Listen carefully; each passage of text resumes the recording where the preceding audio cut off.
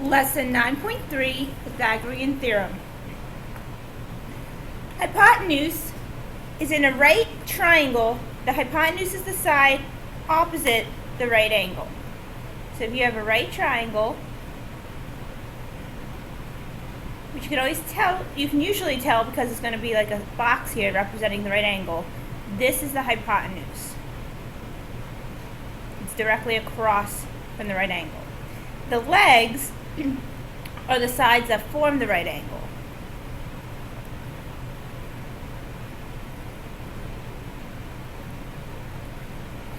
This is what you need to know about Pythagorean theorem. You're taking the legs and you're squaring it, and that's going to set equal to the hypotenuse squared. For example 1, a building's access ramp has a horizontal distance of 24 feet and a vertical distance of 2 feet. Find the length of the ramp to the nearest tenth of a foot. Here's the right angle. So this is A and this is B. And it honestly doesn't matter which one's A and which one's B, because they're both legs. What you're trying to find is the C. So we plug in 24, square it, and 2, and square it. And again, they pick A and B differently. It does not matter. We're going to square both of them, and then add them together. So we have 4 is 2 times 2, and 576. And when you add that together, it equals 580. Now, to undo a square, remember you have to square root it. So we're going to square root 580. The square root clears the square on this side, so you're left with C. And the square root of 580 is 24.1, approximately. So it's about 24.1 feet. Sometimes it's the leg that's missing. So we know here that B is 10, C is 15. So we plug it into the formula, square what we know.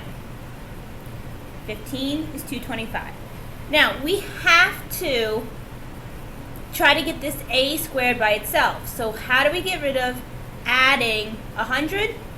We subtract 100 from both sides. We add the opposite or subtract. So that's 125. Get rid of the square by square rooting. Square root of 125. Well, square root of 125 is going to be a decimal. So instead, you simplify by separating the 125. So what they did here was they separated it by 25 and 5. Well, the square root of 25 can be simplified to 5, and then just leave the square root of 5 because that can't be simplified without getting a decimal. I am okay if you would like to just do the square root. The answer would have been 11 approximately 2. So again, you may just get a decimal. That is fine. Go ahead and try number 1, 2, and 3. I'll help you set up this second problem, just because, remember, you don't know A. Whereas the first problem, you don't know C. So honestly, the difference here is that in number 1, you're going to square the numbers, you're going to add them, and then you're going to square root them. You might want to write this down somewhere. In 2 and 3, and they kind of have the same steps. You're going to square the numbers you know, but this time you're going to subtract the numbers,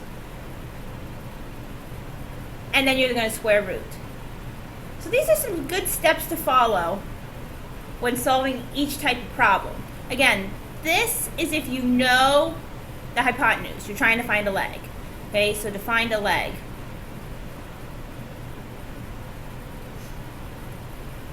Please solve 1, 2, and 3. Pause the video.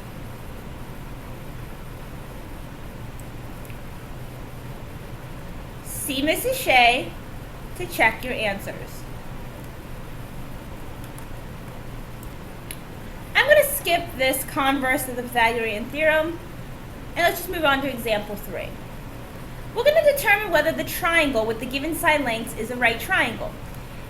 In order for it to be a right triangle, it's going to be able to each be squared, the legs are squared and the hypotenuse is squared, and they're both going to equal each other in the end. So 8 we're going to square, that's A.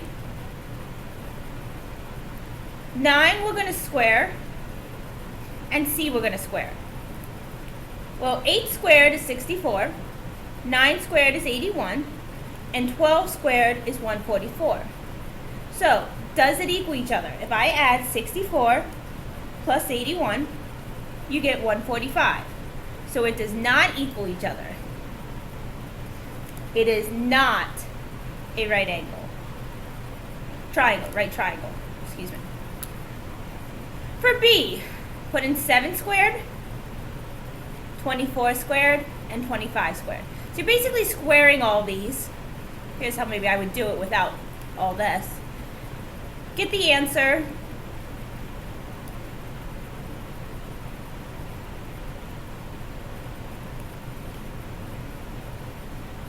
And that's what you put down here as well.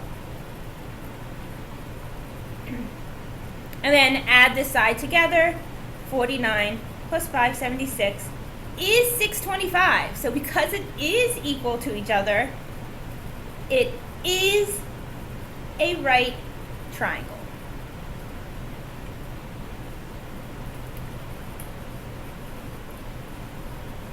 Try number 4 and 5.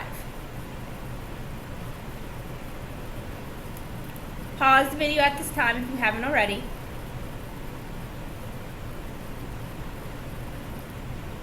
When you have your answers, see Mrs. Shea to have them checked. This is the end of the video.